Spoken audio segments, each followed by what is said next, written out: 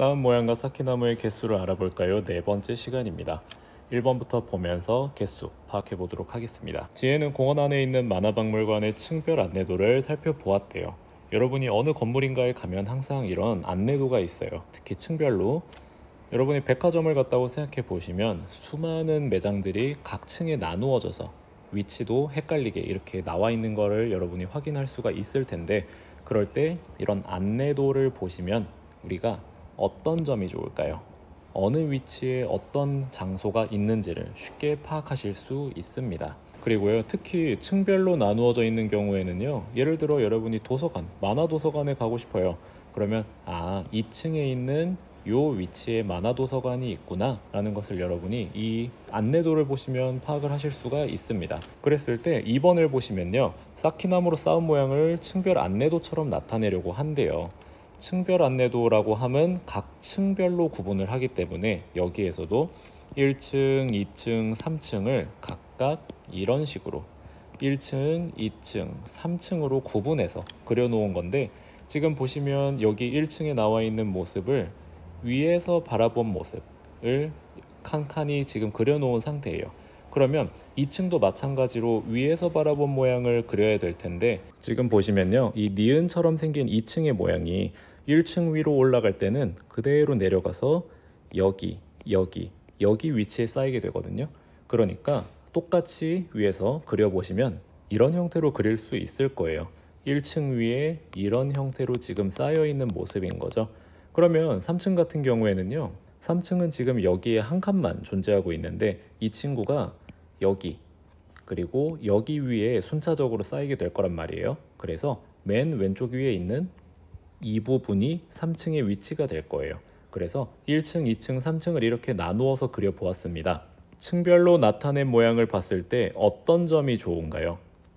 우리가 이렇게 층별로 나타내지 않았을 때는 각 층별로 층수를 써야 했었는데, 층수를 쓰지 않고도 각 층에 몇 개의 쌓기나무가 있는지를 정확하게 파악할 수가 있습니다. 자, 이런 장점이 있네요. 자, 그러면 3번으로 넘어가서요, 층별로 나타낸 모양을 보고 쌓은 모양과 쌓기나무의 개수를 알아보자고 하네요. 1층 보시면 이런 모양으로 2층은 한 칸씩 위에 올라가 있는 그런 상태고 3층은 여기 하나만 이렇게 있네요. 자, 그랬을 때 쌓기나무로 이 모양을 만들어 본다면 이 형태가 나타나게 될 것이고요. 그랬을 때 실제로 쌓게 되면요, 이런 형태의 모양이 될 거예요. 지금 1층, 2층, 3층으로 쌓여 있는 이런 형태의 모양이 되지 않을까 싶습니다. 자, 그러면 각 층에 쌓은 쌓기나무는 몇 개인가요? 1층은 5개고요. 2층은요 3개예요. 그리고 3층은 1개입니다.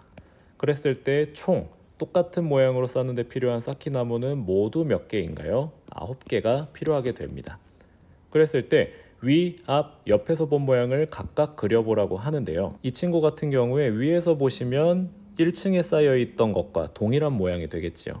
그리고 이 친구를 앞에서 보시면 지금은 가깝기 때문에 크기의 차이가 나타나게 되는데 니은자 형태로 맨 왼쪽에서 봤을 때는 3층까지 있고요, 가운데는 2층, 그 다음에 맨 오른쪽은 1층까지 있기 때문에 이런 식으로 니은자처럼 나타나게 됩니다.